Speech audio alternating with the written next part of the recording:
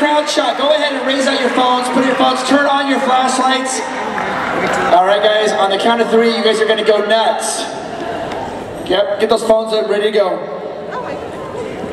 1, 2, 3!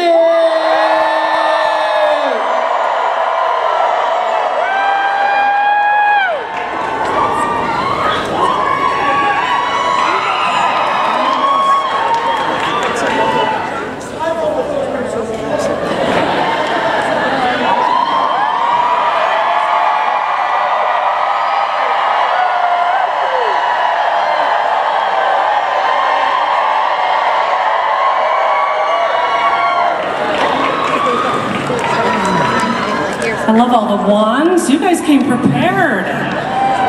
Wands or are they phones? Yes. Hi. Well, you know they are wands now, right? Yeah. You can turn on your light with Lumos. Did you know? Yeah. I believe we already have quite the line of questioners, so I'm just going to let them get started because that's about you guys. Oh, okay. Whatever you want. Hi. Hi there. My question is specifically for Bonnie, which will make Excellent. sense. I Keep asked going. Jason a question. No, it's fine. No, all for Bonnie. My voice is gone. Okay, so my understanding is you were reading the books as they were coming out. So I was wondering if you could take us back to when Half-Blood Prince came out, the 6th one, and you realized Ginny was going to play a bigger role in Harry's life, specifically a romantic one. But what was that, I guess just what was it like? Were you nervous? And just kind of the transition, because Ginny actually has a very small role in the first film, and then coming into more of the forefront in the 6th film. Maybe what that was like. Yeah, good question. I guess for all of us, we didn't know the fate of our characters, which I guess was good and bad, because there was the excitement and the adrenaline, but also every time a book came out, you kind of were hoping that you survived and lived. But I, in my family, was the slowest reader, and my brother was the fastest reader. So he always used to wind me up and be like, oh, have you got to page 264? I'm like, oh no, what happens then? So I was the last to find out in our family what Ginny was doing. But it was always hard to, when I read the books, because I was reading them as a fan and wanting to know what happened to all of the characters, but then I was obviously also reading it knowing that this could be, you know, what I had to film. So it was always like reading it with two minds. But I guess there had been subtle kind of clues and moments to believe that Ginny and Harry maybe, you know, would end up together. I mean, maybe more in Ginny's hopes. Obviously, as we know that she... Were you hoping for a big kiss? Were you hoping for a massive kiss? That's what I wanted. But I was obviously excited, but I was also nervous. I mean, obviously, the position of you know, everyone loves these characters so dearly, and everyone has their relationship to them. So to then be in such a big moment for my character, it was a real mixed emotions for me. I was excited but terrified as well. But I was also grateful. I feel like Ginny had such a cool character arc.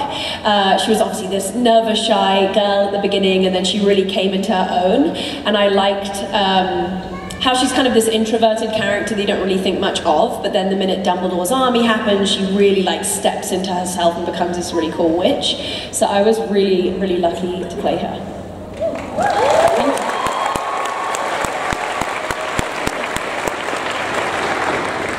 Hello. I would love to know what your favorite Maggie Smith moment was.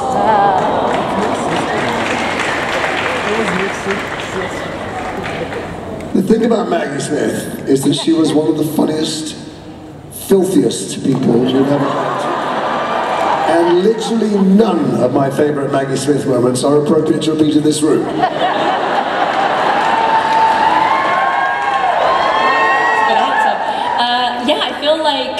I feel like for most of us when we were first kids, we didn't really understand the incredibleness of all the actors we were getting to work alongside until we kind of got older and started watching the films they were in. So it was a real like slow understanding and appreciation for me. But I think my favorite scene was when we were all practicing for the Yule Ball. We were doing this, I think we were filming in Oxford, and we never really went on location that much, but we were on location. And we were all just being like true 14, 15-year-olds, like girls on one side, boys on the next, like, oh, we got to do this dance scene. And she just was McGonagall in that moment, like, come on, like, get up, let's do this. And I love the moment that she has with Rupert in that scene with Ron. I just thought it was like a perfect depiction of her. So yeah, I loved her. I feel like, I just feel with all the people that we sadly lost, I've always just been so surprised. I feel like you feel like everyone is just going to live forever, as like the characters do. So it was definitely sad to learn that yesterday. So thank you for your The thing about having Maggie there, and Michael Gambon, who now lost, and Alan, who lost, all those other people, Richard Harris, who played the first Dumbledore, is that obviously I'm a tiny bit older than Bonnie, and when I came into it, I did know their incredible legacy. These are people, for the younger people in the audience, you know, when I was a baby actor, I worshipped them. They were still already, their careers were 20 years before that. They had immense careers and bunches of Oscars and nominations, been in these many iconic films. These things came at the end of their career. So you may know them as McGonagall or Dumbledore or whatever, but I knew them as a whole bunch of other characters. And for me to go to work and see my name on a piece of paper, there's a list every day that comes out of who's working and what you're doing. It's called the call sheet. To see my name on a list with those people was so unbelievably thrilling. And so it's odd when we lose them, which is tragic, but they've been, you know, they've had full, great lives and great careers.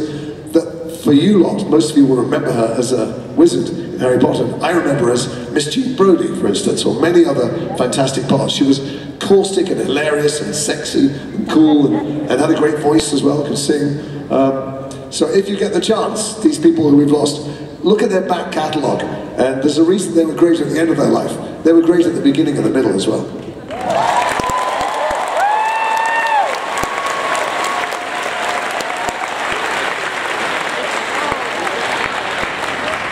My question is for both of you. What was your favorite movie to film, and like what part of that movie was your favorite part of it? Ooh. You're not allowed to say the scene with me. I was going to say that. Sure you were. Flourish and Lots. It was a favourite of mine, and it happens to have our scene in it. It's the Chamber of Secrets. Yeah, I love Chamber of Secrets. For me, it was the first time I was in that world, and I'll let you into some secrets. When you make movies, normally, they just build the little bits of the set that you're going to see. So if they're going to see in that direction, they just build that wall. You know, behind it is nothing. And they don't build ceilings and stuff, but because they were going to make all the movies, they built the whole of Hogwarts.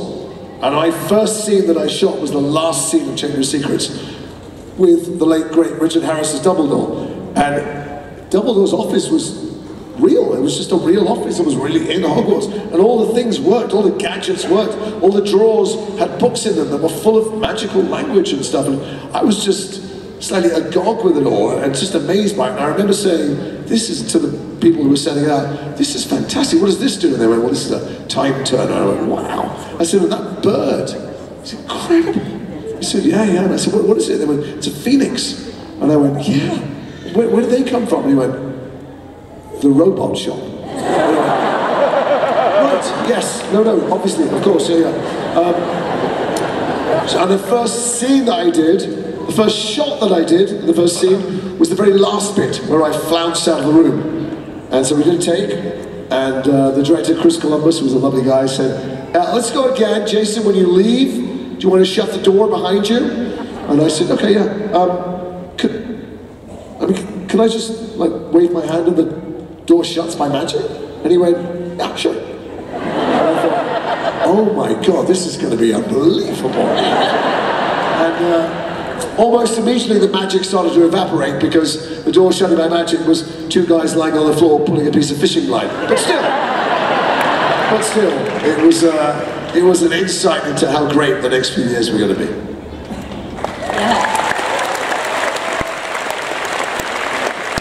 For me, it probably, I mean, all of them had their own unique memories, but I did, for me, obviously, Chamber of Secrets as well was this real big moment for Ginny. She suddenly is in, like, really pivotal moment in the narrative with Tom Riddle's diary, and although I did lie dead You mean when she's so stupid she doesn't realise that book is in her bucket? You put in my contract.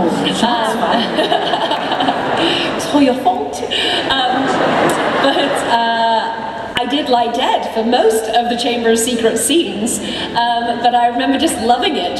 It was a real, you know, this massive, incredible set, and it was just me and Dan and Christian, who played Tom Riddle.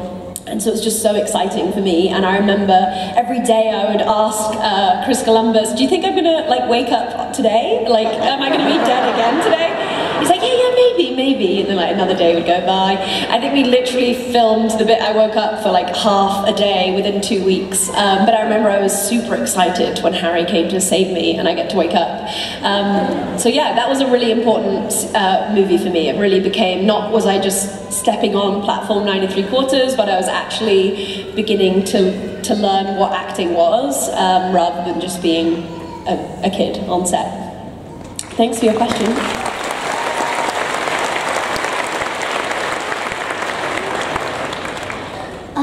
Hi, my name is Rhea, and I really love the movies of Harry Potter, and my whole family does. You guys did a great job. And my question is, if you guys lived in the world of wizardry, which thing would you like to do? Career. What career would we like to have? I wouldn't like to work at all. I don't see the point of working. To be like Lucy's Malfoy, just sit back on my giant pile of money and enjoy myself.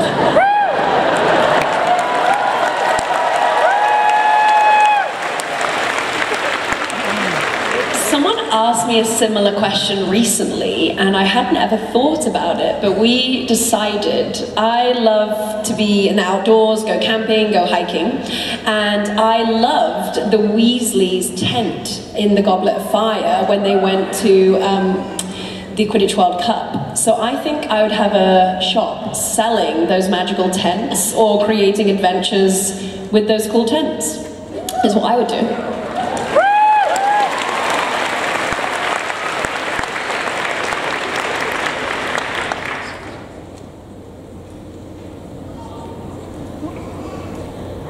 My question is, if you could have any pet, like any of the magical creatures, which one would you have if it wouldn't eat you?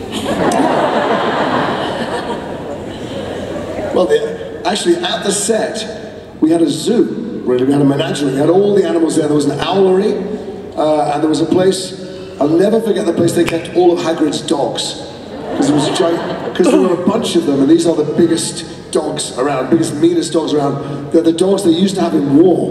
When Shakespeare said, let's slip the dogs of war, they used to send them in front of the cavalry to scare people and bite people.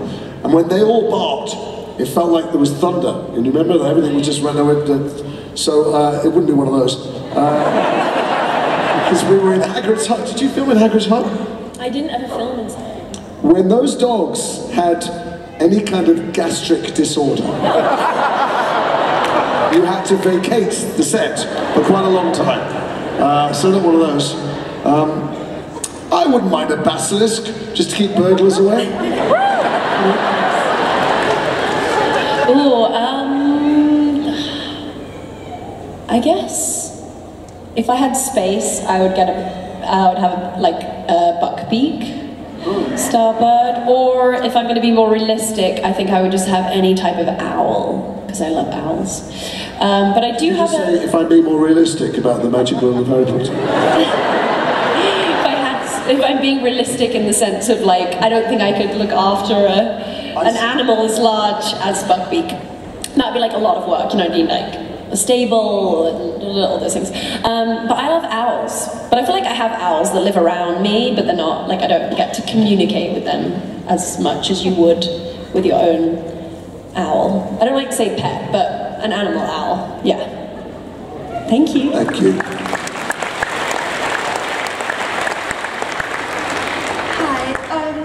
So this question is for both of you. Do you still keep in touch with the rest of the Harry Potter cast? And if you do, who do you talk to the most? You know, we do.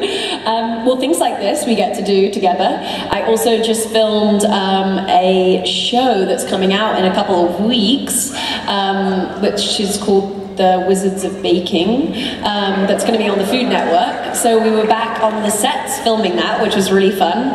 And James and Oliver, who obviously play my Weasley brothers, present the whole show. And I got to be a guest judge on an episode. So it was really fun. Like, I just didn't think I would be back we obviously did the reunion when we went back to the sets, but I didn't think I would be back again soon. So not only was it fun to see my brothers, but also to actually be back on the sets was really cool too. I don't really like any of them, so... no, so I'm much older, and of course, Dan, Rupert, Emma, Bonnie, Tom, all those people, they spent a lot more time there. I would come in and leave, but all the actors of my age, I've worked in 10 other things with, many other people. One of the great things about being Harry Potter, we had already known each other for decades, and we continue to be in various other films and television shows together. The one person I speak to regularly is Tom, who... don't give him a round of applause, he's not even here. That's just who I love. I just had his birthday, I spoke to him on his birthday, and we had a lovely relationship when he was a little kid, and now he's a big old man, and he's kind of reversed. He kind of fathers me a little bit, but he's the only one I speak to regularly, but I see him work with many of the others often.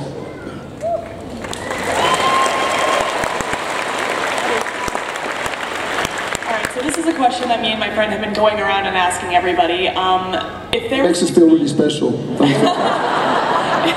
If there was going to be one more book that you could ever read, what book should that be? It does not have to be Harry Potter.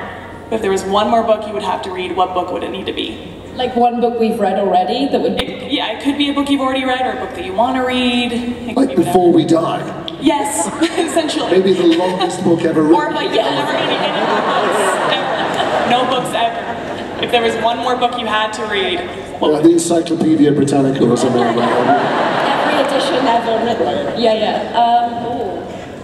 I don't know. Something like... fantastical and mystical. I'm now thinking more about the fact that I'm dying and how the world is coming to an end. Yeah. And what book I want to read. If I felt the world was coming to an end, there are other activities I might want to engage with than reading. You could read Bonnie's book. I could read Bonnie's book. Bonnie's really a fantastic book, that's correct. About how to save the planet so that it's not going to be over before we read another book. That's true. What's it called? It's called Go Gently, Actionable Steps to Nurture Yourself and the Planet. Go Gently. Full title. There you go, that book. I wouldn't personally read that book myself. No, I mean as I'm dying. Saleswoman are you? No, I mean for myself before my death, I probably wouldn't read that book. It would be a bit too egotistical. But I don't know.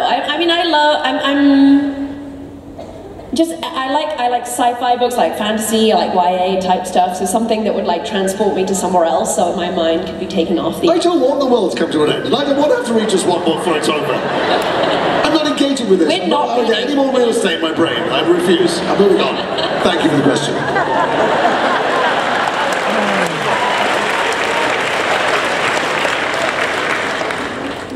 Hi. Hi. I'm a huge fan of Harry Potter. My question is for you, Bonnie. Come on, she looks just like her. Yeah, you look like you could walk on and be Ginny right now. Which of the Weasleys felt the most like your real family? I can't choose. Genuinely, it would be like, I couldn't. I guess I spent... Which ones did you really not like at all? Well, I guess we never really saw Charlie, so I guess I could say Charlie Weasley. And obviously Percy turns on us at the end, so... but I spent the most time with Rupert and James and Oliver, who played Fred, George and Ron, so I have a close relationship with them, dearly close, and also I've always been so grateful that my lovely mother, Julie Walters, who played Molly Weasley, like fully saw how lost I was on my first day of filming, and she just kind of put me under her arm and was like, I'll show you what to do, and you need to stand here and do that, and I had absolutely no idea what was happening, so I'm very grateful that she became my real little mother, and yeah, I loved her. So thank you.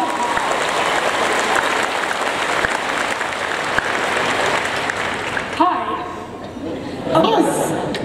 So my question is for, like, already forgot your name.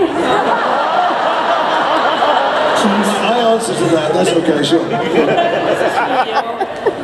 So I'm not sure, but I think that you originally auditioned for, I think it was Lockhart. Correct, yeah. And you ended up getting Lucius. If you actually had the chance to become Lockhart, would you take it over becoming Lucius? If I had a time turner, actually some lovely people gave me a time turner today. If I could go back and play the part I auditioned for, Gilroy Lockhart, I'd be an idiot to take that part because Lucius was in 6 of the films and Lockhart was in The God. So, and I'll tell you how it happened. I went in to audition for Lockhart, and I did my audition, which was, I mean, just in my opinion, completely brilliant. And it was so good that the director said to me, would you consider reading for a different part? And I thought, oh my God, he wants me to play 2 parts. That's unbelievable. I mean, how's that going to work? And I said, which part? He said, Lucius Malfoy. And I said, well, I didn't read that. He goes, well, we want to go outside and read it. And I said, yeah. So I went outside. I realized on the walk, no, wait, he's not saying that at all. He's saying, would you play this part instead? Audition for this part instead. And I phoned my agent when I was outside, and I said, these people want me to audition for a different part. And he said, well, do it. And I went, no, I don't want to. He said, why? And I said, I was about to go off and play Captain Hook for a year in Peter Pan. And I thought, thanks so much. Thanks, I love a mild ripple of applause. Anyway, I said, I don't want to play 2 villainous bad guys in children's films. I don't want. He goes, look, just audition for it. If they offer you the job, you don't have to take it. So I went in, and I think I auditioned through gritted teeth. I was so bitter about being meant to audition. I think that's why I got the job. And then they offered it me, and I said to my agent calls and said, they wanted it. I said, tell them no. He said, take the weekend. I said, I don't want to take the weekend. You said to me, you don't have to take it. Just tell them no. He said, just wait till Monday. And over the weekend, my godchildren called me, and my nephews and nieces called me, and then almost complete strangers called me, and they all begged me to take it. Not because they care about my career, but because they all wanted to come and visit the set. And so I took the job, and thank God they were all smarter than I was, because I'm still sitting here now with one.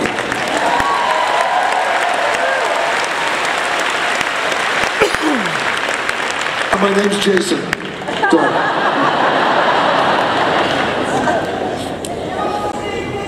Hi. Hi. I just really want to say that I did not ever think that I'd be this close. I am honored to be in your presence. And so my question is, after reading the Harry Potter books, what was your favorite character? That's a good question. I used to love, well, 2 characters. I loved Sirius Black and Hagrid. They're my 2 favorite characters.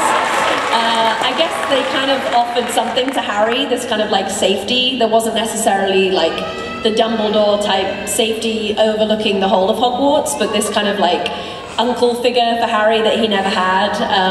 And so I really liked those 2 characters. And I was very sad that Sirius Black didn't join us through all the stories. So I was very sad when he left. But they're my 2 favorites.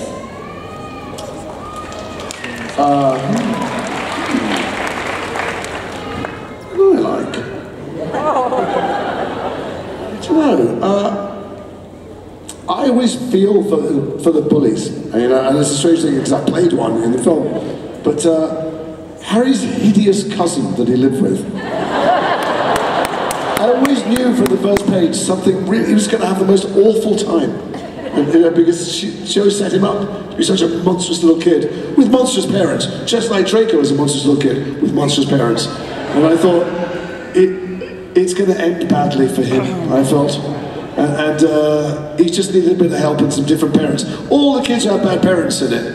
You see where their bad behavior comes from. That's what I felt my job was when I played Lucius, was to show you, explain why Draco was such a horrible little kid, because there was no love at home. So I didn't like him. I just remember thinking, oh, what's going to happen? I was just wincing, thinking, this is not going to end well for him. That's what I thought.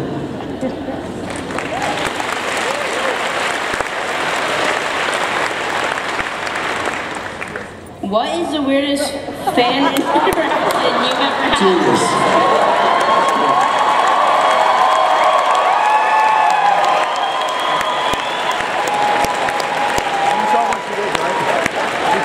Sorry, can you say that again? Because I was just admiring. What was the weirdest fan interaction you've ever had?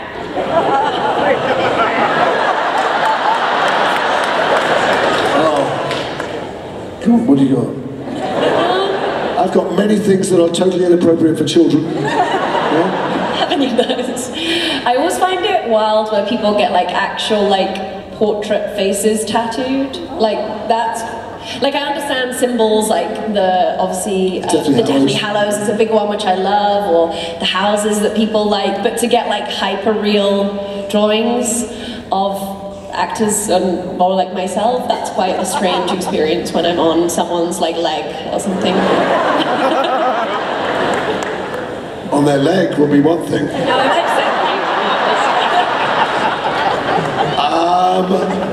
So I've had a stalker a couple of times and had a lot of time in court with the police. That was kind of strange and not fun. But I remember way before Harry Potter, before I'd really been in anything that was very big. I'm not even sure I've been in The Patriot, which was quite big. I've been in some films. I was on a red carpet for something somewhere, and the lady said, okay, don't be freaked out by this, which is something you never want to hear. You know? And I went, okay. And she unbuttoned her shirt, and she had a big fan, you know, like people fan themselves, tattooed across her chest with Jason Isaacs' #1 fan across there. And she went, I know you think that's weird. And I went, no. See it every day. So yeah, the tattoos are the weirdest ones. The tattoos are very, very strange. And I beg you not to do it anymore, anyone. Because the first time someone said, oh, will you sign my arm? I went, well, that's going to come off. And they went, oh, no, it won't. And they went and they tattooed. And now I beg people not to do it at the table. Yeah. Thanks. Thank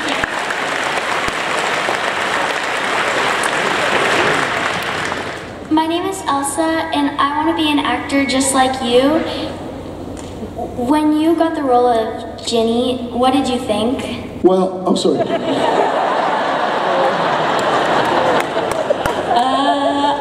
I remember I was in the car with my family, my brother and my parents, and I remember rolling down the window and screaming very loudly. But then I remember rolling the window back up and I was like, what is that? What do I do now? I've never even acted. What? Like the excitement was like, oh no, like I was suddenly terrified as well. So I knew absolutely nothing. So everything I learned was on the sets of Harry Potter, really, and it was a place that I fell in love with storytelling and filmmaking. And when I went to college, I went to film school, so I really fell in love with not just acting, but all the elements that go into filmmaking and make them so special. So yeah, I totally was overwhelmed and learned everything, and luckily had just all the wonderful people we've spoken about, and Jason and Maggie Smith, and just all these wonderful people that we just got to watch and learn from. It was the best school you could basically go to, that you just got to observe and learn, and that's where I really learned anything I know. So yeah, it was definitely a scary new chapter, but I also love that we were all other kids doing it too, and we still got to have fun and be goofy and do what kids should do. Like, we weren't just the one single child on a very adult kind of centric set. I feel like not only did I get to act, but I still was a child too, which was really important in hindsight now. But good luck with your acting. I don't know if you have anything more on acting? About being an actor? Yeah, you know what, I will say something. If you want to be an actor, it's because you want to be a storyteller. And stories can be told by anyone. And in fact, people made films to be seen by someone your age. There's no reason why older people should make them. So if you've got a phone, or if you can access to a phone, you own a whole film studio. You can be a writer, director, actress, editor, you can put music on, special effects, you can show it to people, find people to collaborate with. Don't only be one thing. Bonnie went to film school, she's a wonderful director. She directed me in something, we made a film together. And do all those things, start practicing them now. By the time you get to, even the age, by the time you get to 20, you'll be a veteran and have so many skills that are so useful and so interesting in so many areas. Don't just do the one thing, I would say.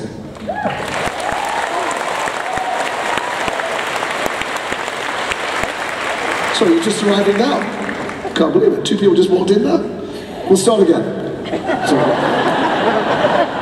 Hi. Hi. This question is for both of you. My question is, do you have a favorite spell and why? That's a good question. I never got to say any spells in all of the things. I got to have a one battle. The only spell I nearly said in Chamber of Secrets when I've given Dobby a sock and he's gonna, he's lost me my elf. I pulled a wand out and I needed to start saying a spell, but there wasn't anything written in the script. So I didn't know any spells, and so I asked anyone else. I asked the man doing the lights next to me. I said, "What's the spell?" He goes, "I don't know, mate. Avada Kedavra's one, isn't it?" What did I know? So I started to go, Avada Kedavra, and I got knocked off my feet. I cannot tell you how many millions of people wrote to me, "You were trying to kill Harry Potter." Anyway, that's the only spell I ever half did, and why use half measures? You didn't complete the spell, otherwise it would have been... Yeah, that's right, would have been just too... Not a story. I didn't say many spells. The one spell I did say, which I would always call Ginny's favourite spell, is Reductor, which explodes things, which Ginny likes to show off in Dumbledore's army sequences and when they go to the Ministry of Magic. So I like that spell, just because I got to say it. But to be honest, I'm pretty simple. I just like Lumos. I like the idea of bringing light to any situation. And we can all do it now, right, with our phones, as you said. Do you have a favourite spell? I pretty much like all of them. They're pretty good. Thanks for your good question. Thank you very much.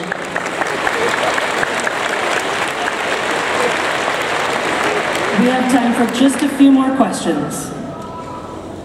So they better be really good. No pressure. I'm sure it's going to be great. Just one more question then.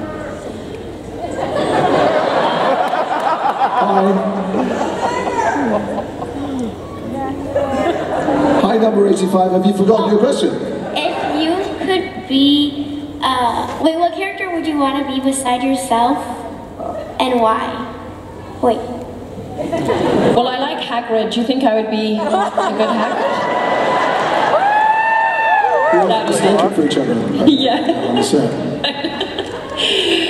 I think I played such a good character for 10 years. I'd quite like to step over to the other side, you know? Come to the dark side. Yeah, that would be fun. I mean, everyone was so... I mean, I used to love Bellatrix's character, so, I mean, there's absolutely no way I would ever attempt to do that because Helen Bonham was obviously just incredibly good. But I loved Bellatrix, so it would be fun to play on the darker side of things. Yeah, I'd like to be Hermione.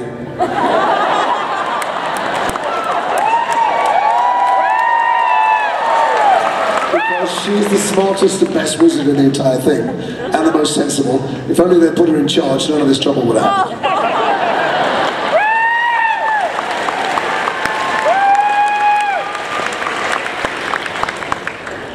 Hi, my name is Dash.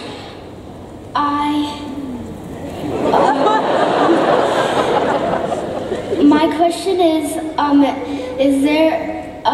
what is your favorite classmate that you had the most interactions with?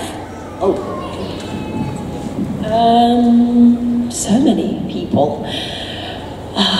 Who did I mean, everyone that I was just talking about Dumbledore's army, there were some of my favourite scenes in the sense of, like, we had this kind of underground revolution going on, and it was a real moment. I feel like we were all becoming, I don't know, we were all like 14, we're at the prime of like social life and being like loving chatting and talking to people. So I remember that film was particularly like fond memories in my sense, in the sense of like being more social and that stepping into ourselves. So I always had great moments with Ivana, who played Luna, and Katie, who was Cho Chang, and also my friend Afshan, who played Padma Patil. But everyone, I mean, I also, not that they were in my year, but I loved, obviously, my Weasley family too.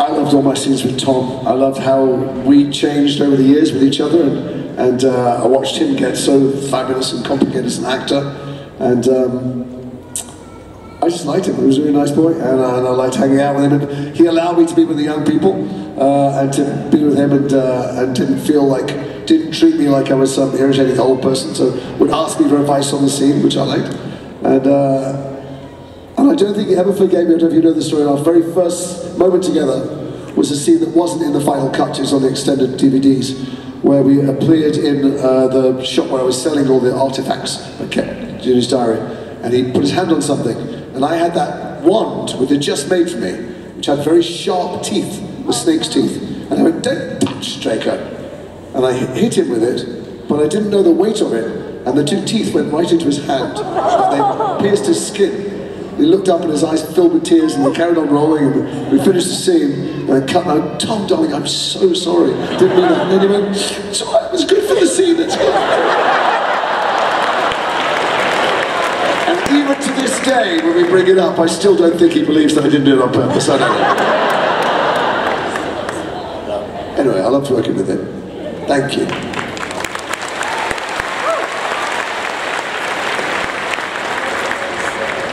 My name is Christiana. I was wondering if there's a specific moment from filming that has stuck with you after all this time and you'll always remember. God, it's a million. I'll go for one. When I got there, my very first scene, like I said, was with Richard Harris. Well, I went to drama school with Richard Harris's son, and Jared Harris, and so the days that Richard, this superstar, came to watch our plays were days you wanted 6 pairs of underwear, you know, because it was terrifying. And so, to do a scene with him, my first scene, I was very, very nervous. And I got there, I chatted to him, and I said, "Oh, you know, I was at drama school with Jared," and he was very friendly with me. Started telling me these outrageous, terrible, scurrilous stories. He was a famous wild man of the 60s, kind of hellraiser. And he was telling me these stories that kind of curled my hair. And they went, "Right, we're ready to go to the set." And I went, "Oh," and we stepped up on the set. And the very first shot we did was just him going, it was meant to be him going, "Thank you, Lucius, that'll be all," and dismissing me, something like that. So we stood, I got on the set, and you're a bit nervous your first day, your first shot always. It's like 5 cameras, and they go, "And cameras, Amy, and you know, mark it," and all the clap awards go, and they go, "Action." And I look at him, and all he's got to say is, "Thank you, Lucius, that'll be all," and he doesn't say anything. He doesn't say anything. And he still doesn't say anything, and I think, this is a very long silence. Oh my God, he's forgotten his line. And I'm not telling 83-year-old Richard Harris he's forgotten his line. This is a terrifying guy, but someone, and it goes on, this silence forever. And I think someone's got to say something to him. This is so wrong. It's cruelty, it's elder abuse, you know. And then I start to think, oh Christ, what if it's my line? I was so distracted by him telling me these stories. It's my first day on the first set, the first scene, and I can't remember a line. They're all standing there going, "What kind of guy is this? What's the matter with him?" And just as I start to really panic, and the sweat starts pouring off my teeth, and my eyes start switching, he goes, "Thank you, Lucius, that'll be all." And I thought, you old bastard.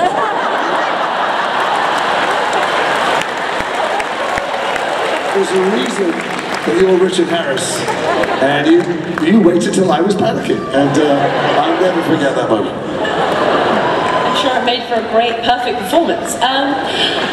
It's hard to choose from 10 years of experience, but I would just say anything in the Burrows, the Weasley house. I absolutely love that set. If I could just sneak onto it for one last moment and just hang out there for hours, I probably would.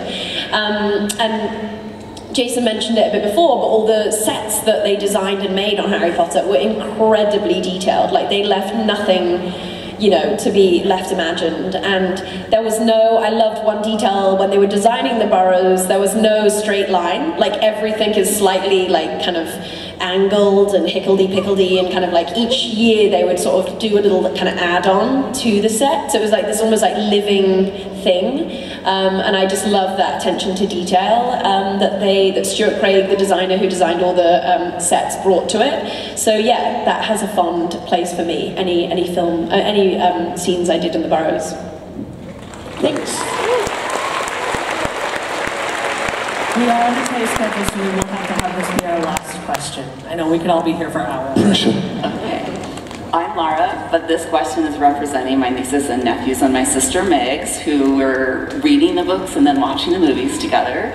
Of course, we all want to know if The Cursed Child is actually going to be made into a movie. You probably can't answer that, but related to it, we're really curious, if you were to do the movie, what would you enjoy most about it? Well, I know more than you do, and as yet, there is no plan at the moment to make Cursed Child, but that would be good. I loved seeing I never read it, but I did see the actual play, and I personally loved it as a stage play, because the sort of like practical theatre magic that they do on set was just so cool and different to what we did, which obviously relies more heavily on like sort of after effects of things. So it'd be hard to sort of reimagine it for screen because I loved it theatrically, but I'm afraid I don't have any more intel than you. I'm not in it, so I don't see why anyone wants to make it into a film. Ladies and gentlemen, bye, Wright and Jason.